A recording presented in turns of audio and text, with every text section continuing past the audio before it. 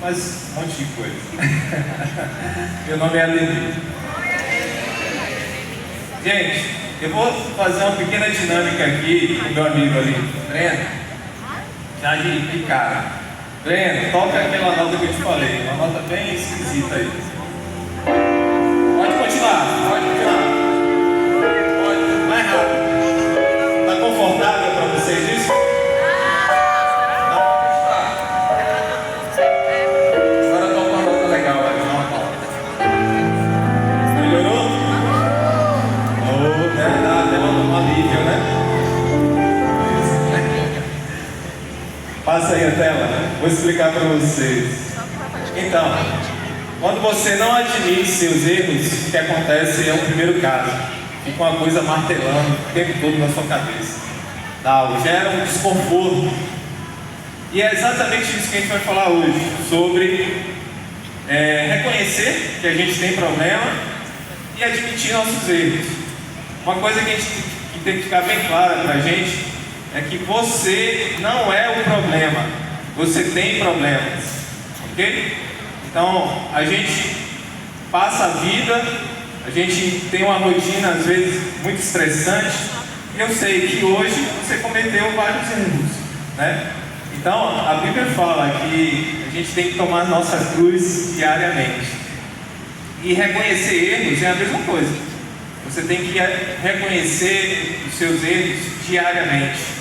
E ter o costume, ter a prática, a boa prática, de pedir desculpas, de reconhecer que você estava errado, de perdoar e pedir perdão para quem você precisa pedir perdão. Então, quando a gente fala de erros, de reconhecer erros, fatalmente, consequentemente, a gente vai falar de relacionamentos. Porque quando a gente erra, a gente machuca o outro em algum nível, em algum aspecto. Passa a tela. Então vamos para o primeiro texto bíblico, está escrito assim: sonda-me, ó Deus, e conhece o meu coração, prova-me e conhece minhas inquietações. Salmo 139, 23. Então é o Espírito do Senhor que nos sonda e Ele prova e conhece as nossas inquietações. Pode passar. Então a gente precisa falar isso de forma bem rápida e bem enfática. Admito que preciso restaurar os meus relacionamentos. Quantos aqui podem admitir isso hoje? Que precisa restaurar os seus relacionamentos. Por que isso, gente? Porque a vida cristã não é uma vida individual. Minha, no meu quarto, na minha casa, no meu devocional. Isso não é vida cristã. Vida cristã é vida em comunidade. É você estar aqui, é você se relacionar com as pessoas, é você estar na sua célula, no seu GDD. Isso é vida cristã, porque lá você vai encontrar pessoas diferentes de você, até pessoas que não se batem muito com você, de personalidades diferentes, e você vai ter que se adaptar, você vai ter que ceder em alguns casos, para poder você conviver com essa pessoa. Então a gente sempre fala que é igual aquelas pedrinhas no rio. Se você for pegar uma pedra no rio, essa pedra vai ser bem lisa. Por quê? Porque uma pedra vai batendo na outra, ali, no atrito, e ela vai ficando lisinha.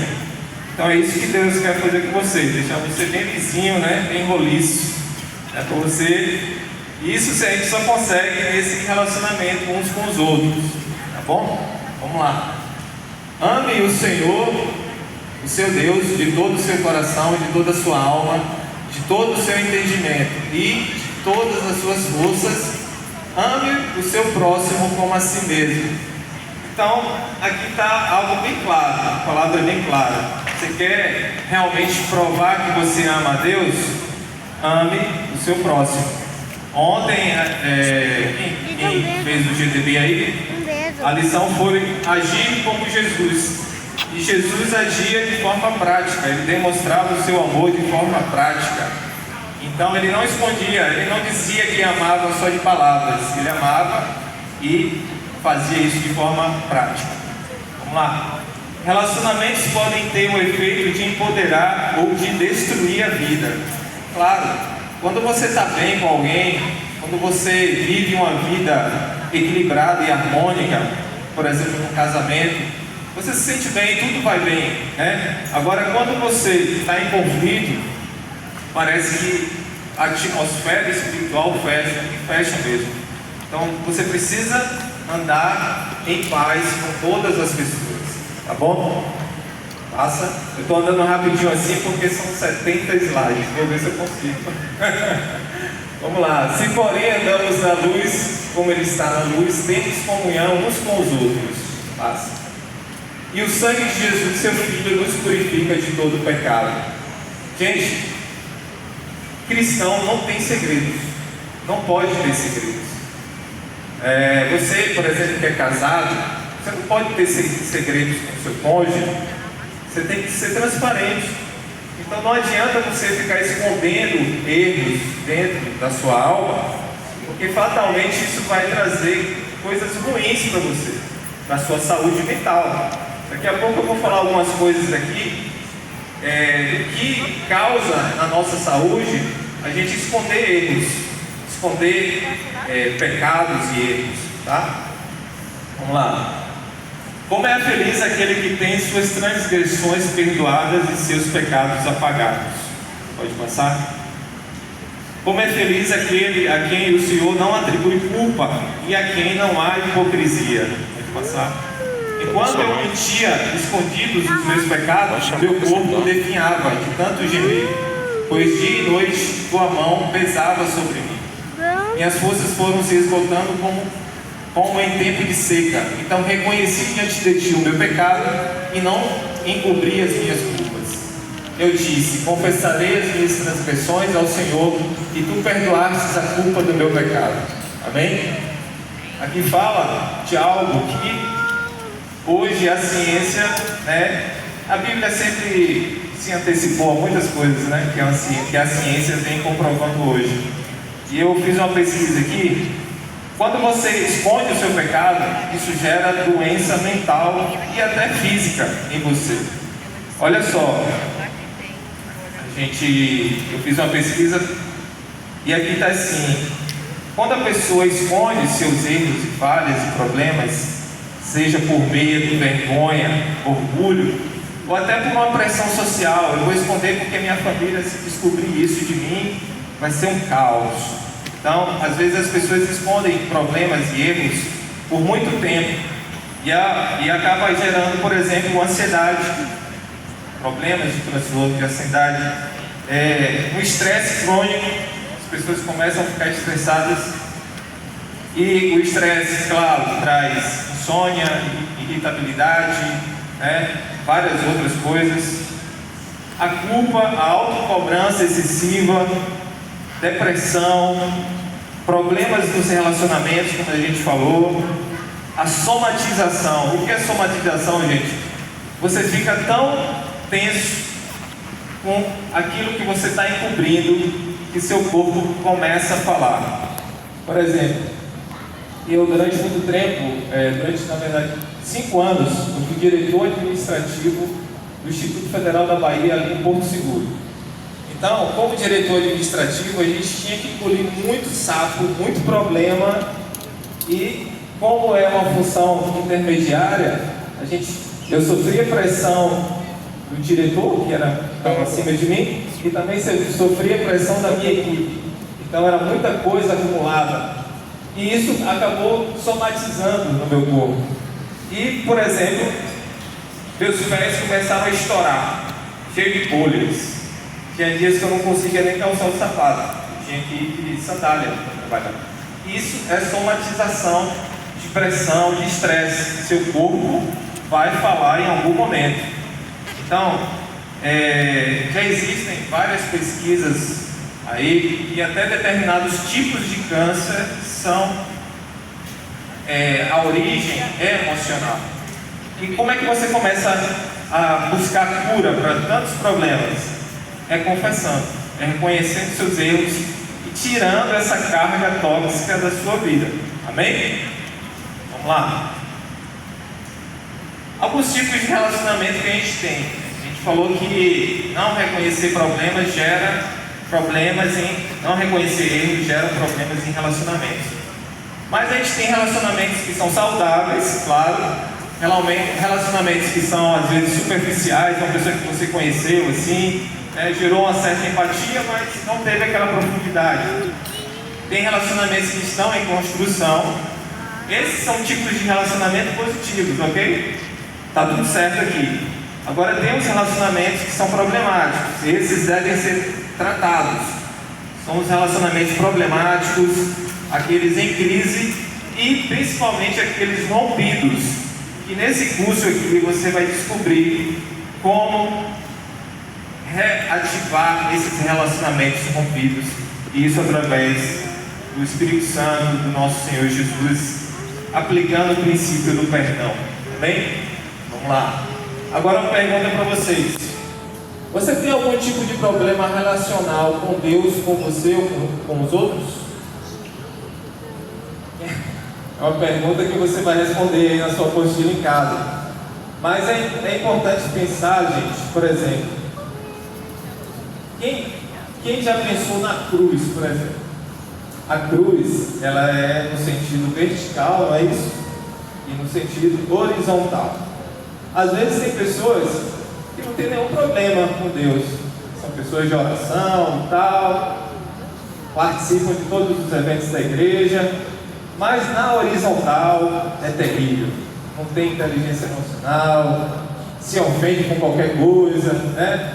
Você não pode tocar a florzinha de Jesus, né? Então são pessoas que precisam consertar essas questões internas para que ele seja um crente melhor, para que ele seja um cristão melhor. Porque Deus quer que você se relacione com Ele de forma equilibrada, de forma saudável, de forma intensa, mas também você se relacione com os outros, com as pessoas que estão aqui na sua igreja, no seu trabalho, né, na sua escola. Então você precisa ter esse equilíbrio. Então pense na cruz toda vez que você pensar nos seus relacionamentos. Então, reconhecer, a gente viu que é importante. A gente precisa confessar os nossos erros. Tá ok? Vamos lá. Reflita. O que impede você de reconhecer que tem problemas nos relacionamentos? Será que é medo? Será que é assim, poxa, se eu falar isso para ele vai ser pior, vai gerar uma crise, né? Se eu falar que fiz algo errado, pode causar algum problema maior. Então, às vezes, a gente fica preso a essas condições. Mas a gente precisa quebrar isso. Por quê? Porque já pensou se você, por exemplo, toma uma topada ali na rua, sei lá, se machucou, ralou, e você diz assim, o tempo vai curar isso aqui. E aí você não trata da ferida, você deixa ela do jeito que está ali e deixa o tempo tratar a ferida. O que vai acontecer com essa ferida? Falem aí. Vai inflamar, vai infeccionar e pode causar coisa pior. Você pode até morrer se você não tratar essa ferida. Então, quando a gente se machuca, a gente não pode esconder essa dor e esse sofrimento e botar debaixo do tapete, não. Não, a gente tem que pegar a ferida, lavar a ferida, e os médicos da área de saúde vão saber como é que faz. Mas você precisa limpar essa ferida, né? E fazer um curativo correto, e depois tomar antibiótico para não ter problema. É a mesma coisa.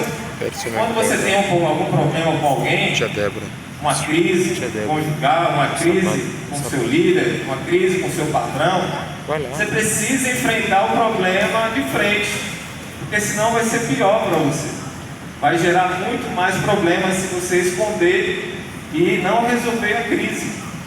Então você precisa ter isso em mente, porque quando você esconde algo, você não cresce, você fica estagnado e regride na sua vida. Mas quando você reconhece o erro, você abre a oportunidade para você aprender, e aí você evolui. Não é assim na escola?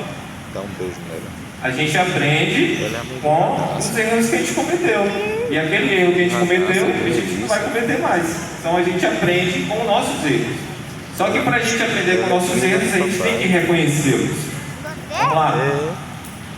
Então, alguns motivos por a gente não reconhecer nossos erros: a vergonha, a dor, entender que não é importante, isso aí não foi nada, né? A morte daquele que nos feriu. Às vezes a pessoa já morreu e a gente carrega aquele peso, né, em nossas vidas. Pensar que não há perdão, se eu reconhecer esse erro, a pessoa nunca vai me perdoar, né? Pensar que não admitir, que admitir não resolve. E um dos principais, que é o medo.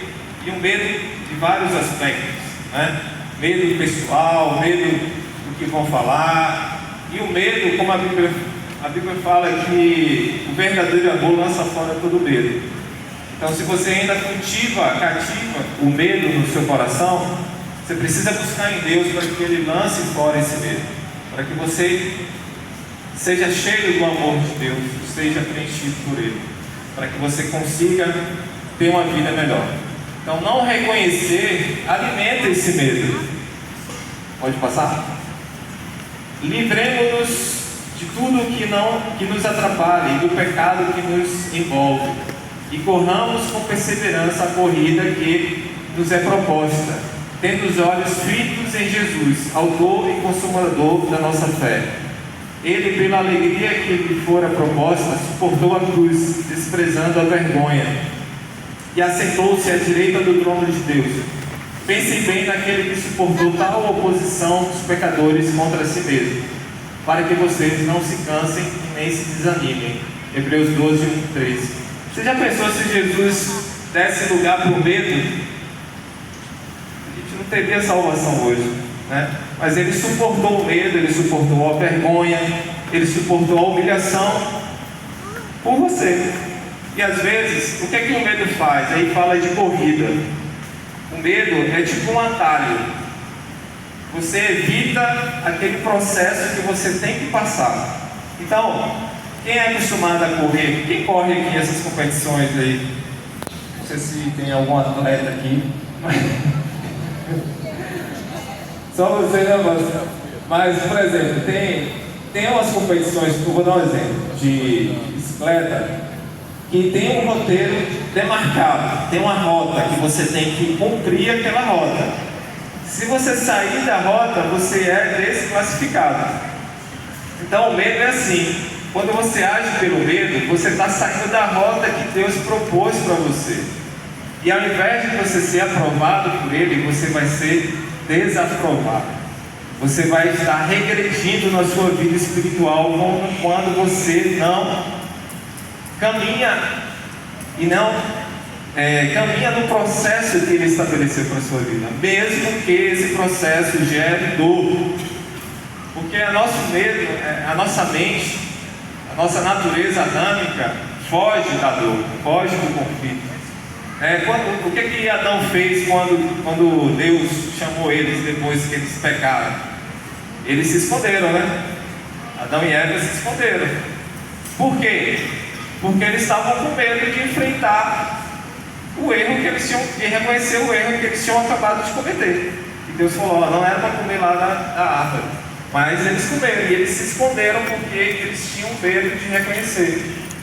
Ontem eu estava vendo um videozinho com o Gleide de dois irmãos. Uma meninazinha parecia ter 3 anos, um menino 5 anos. E o pai perguntando: quem foi que abriu a geladeira e pegou tal coisa? Aí um apontava para o outro: não, foi ele, meu pai. Não, foi ele. E ficavam culpando o outro.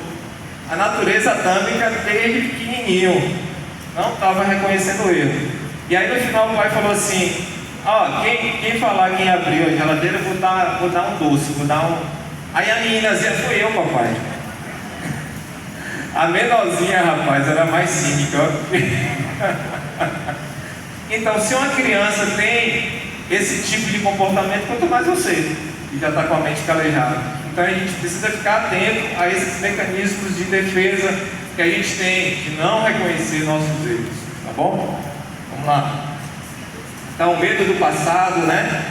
Como eu já falei, pode passar. O medo de mudar, o medo da mudança.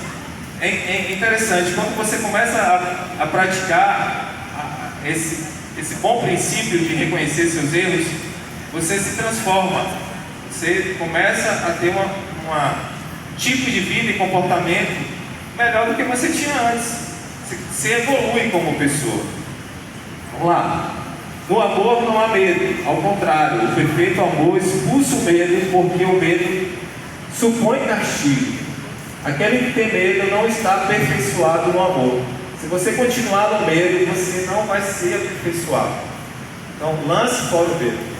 Não tenha medo. E Deus vai aperfeiçoar você em tudo. Quer ser uma pessoa mais crente, cheia do Espírito Santo, lança fora o medo. Amém? Vamos lá. Reflita. Você acredita que você foi perdoado por Deus? É uma pergunta retórica, mas tem muita gente que se culpa ainda. Acha que Deus não a perdoou por conta dos erros que cometeu no passado. Então, quando Deus nos perdoou, Ele lançou fora, Ele esqueceu seus pecados, Ele lançou no mar do esquecimento. Não há culpa, mas você, de forma teimosa, ainda se culpa pelos erros que você cometeu. Então, a partir de hoje, você tem que assumir a sua identidade de filho amado. Por isso que toda vez que tem uma pessoa aqui, a gente fala, né? Eu sou filho amado de Deus. Estou perdoado. A gente vai ter lutas durante o processo? Vai, como todo mundo tem. Jesus mesmo fala, tome sua cruz e siga-me diariamente. Mas você não pode carregar aquela culpa de que você está condenado por um erro que você cometeu lá atrás, que você já reconheceu, já pediu perdão. Então lança fora essa culpa, porque isso te vai atrasar a sua vida espiritualmente. Vamos lá. Alguns comentários são comuns na mentalidade de negação. Eu falei na meninazinha, né? Negando o erro o tempo todo. Vamos lá. Vamos saber se você já usou algum deles. Passa aí. Vamos parar de falar nisso, melhor mudarmos de assunto. Eu já usei muito isso, né? Leite pode confirmar. Já usei muito. Se eu não tocar mais nesse assunto, o tempo se encarregará de apagar. O tempo cura tudo. Isso aí o povo do mundo fala muito, né? Deixa o tempo curar. O tempo não cura nada. Sei que tem que agir e ir atrás de sua cura. Melhor fingir que nada aconteceu e tudo ficará bem. É o fingimento. Mas, eu não sou tão errado assim. Foi ela que errou. E aí começa a jogar a culpa no outro, né? Isso também é um mecanismo de defesa. Você não reconhece e aí joga, não, foi ela, foi fulano, foi, sei lá, ciclano, foi a circunstância, sei lá. Eu tenho essa atitude para esquecer de alguma coisa, ou para fugir de algo. Tem gente que tem uma compulsão por determinadas coisas, porque quer fugir de algo, por uma dor interna dele. Então tem gente que tem compulsão, por exemplo, por jogos, por apostas. Às vezes ele não procura nem por prazer, às vezes é por fuga. As compras, exatamente compras, bebida, pornografia, comida. Então, às vezes, o que gera aquele gatilho não é o prazer de estar comendo e nem é o prazer de estar acessando pornografia. É a dor por não suportar o que ela está sentindo internamente. Então, ela só vai conseguir se livrar dessa compulsão quando ela reconhecer que precisa de ajuda, reconhecer essa dor e começar a falar e deixar isso sair. Bem? Vamos lá. Eu me casei apenas 2 vezes. Conheço gente que já se casou 4. Meu Deus. Teve uma situação uma vez que eu fui conversar com um pai sobre um determinado erro que uma filha estava cometendo em uma situação atrás. E o pai falou assim: mas tem gente da idade dela que está fazendo coisa pior. Sim, mas isso é desculpa, é defesa, né? Vamos lá. Muita gente se comporta pior do que eu, como eu falei, né? Pior do que fulano. Quando me lembro, ou alguém fala do que vivi, nem me dói tanto, fingindo que não dói, né? Mas dói, na verdade. Vamos lá. Se você não implicasse tanto comigo, eu não agiria mais assim, transferindo a culpa por outro, terceirizando a culpa. Vai. Faço assim, mas você já notou que também me trata da mesma maneira? Senta aí. Jogando a culpa no outro, vai. Reflita, você acredita que seu comportamento afeta seus relacionamentos? Porque às vezes é sempre o outro que atrapalha o relacionamento, mas às vezes é o seu comportamento que tem prejudicado esses relacionamentos. E você precisa começar a mudar. Amém? Vamos lá. Eu saí da negação e iniciei meu processo de cura. Quantos podem afirmar isso em nome de Jesus? Então, repita aí. Vamos ler todo mundo junto. Eu saí da negação e iniciei meu processo de cura. Mais uma vez. Eu saí da negação e iniciei meu processo de cura. A última vez. Eu saí da negação e iniciei meu processo de cura. Amém? Dizem que quando a gente repete 3 vezes, a gente acaba falando mais da nossa mente. Vai lá. Você se compromete a sair da negação? Você já se comprometeu. Amém? Amém. Se você está aqui hoje é porque você está comprometido com isso. Amém? Vai lá. Para que eu viva relacionamentos saudáveis, eu preciso de tais coisas. Vai lá. Não vou continuar sem resolver meus problemas. Eu decido hoje resolver meus problemas. Toda vez que eu tiver um problema eu vou resolver. O apóstolo sempre fala, né, que antes de dormir ele sempre resolve os problemas dele. Já vi ele falando isso várias vezes. Bora resolver aqui. Ela que toma a iniciativa, né, apóstolo? Vai lá. No caso, prometo-lhes liberdade. Eles mesmos são escravos da corrupção, pois o homem é escravo daquilo que o domina. Então, esses erros não vão te dominar mais, em nome de Jesus. Vai lá. Gastarei energia com o que me ajuda. Gaste energia por 30 semanas, gente. São R$30 que eu vi aqui. Você está aqui numa igreja que está incentivando você, a sua cura física, mental, emocional. Aqui na cidade não tem uma outra oportunidade como essa. É algo que veio, né? A gente foi buscar longe, lá em São José dos Campos. Então aproveite, venha a todas as aulas. Amém? Ele defende a causa dos oprimidos e dá alimentos aos famintos. Pode passar. O Senhor liberta os presos, o Senhor dá vista aos cegos, o Senhor levanta os abatidos, o Senhor ama os justos. Vai lá. Enfrentarei a dor de frente, eu vou ter coragem de enfrentar esses problemas em nome de Jesus. Eu não vou responder. Vai. Na sua aflição clamaram ao Senhor e Ele os salvou da tribulação em que se encontravam. Ele os atirou das trevas e da sombra mortal e quebrou as correntes que os prendiam. Em nome de Jesus. Enquanto escondia os meus pecados, o meu corpo definhava de tanto gemer. Vai lá. Trarei luz às situações. Você é sal e luz do mundo. Você precisa brilhar nas trevas. Amém? Aqui eu vou trazer alguns motivos, às vezes, porque eu esqueci de falar, que você esconde os seus erros. Às vezes, é para proteger a sua até autoimagem. Então, às vezes, tem a ver com orgulho. Você não quer mostrar fraqueza, e aí você não desce no pedestal. Porque se você reconhecer o erro, você vai perder seu status, às vezes. Porque tem consequências, e às vezes você não quer assumir essas consequências. Mas a gente precisa ter coragem de assumir as consequências, para que a gente possa ser curado e restaurado. Amém? Vai lá. Deus é luz, nele não há trevas alguma. Se afirmamos que temos comunhão com Ele, mas andamos nas trevas, mentimos se não praticamos a verdade. Se porém andamos na luz, como Ele está na luz, temos comunhão uns com os outros, e o sangue de Jesus, seu Filho, nos purifica de todo pecado. Amém? Você tem algum segredo? Em nome de Jesus não terá mais. Conclusão. Vamos lá. Portanto, cada um de vocês deve abandonar a mentira e falar a verdade ao seu próximo, pois todos somos membros de um mesmo corpo. A negação atrapalha seu relacionamento com Deus, com você mesmo e com todos à sua volta. Farei cicatrizar o seu ferimento e curarei as suas feridas. Curar vai ser curado de verdade. Só Ele cura os de coração quebrantado e cuida das suas feridas.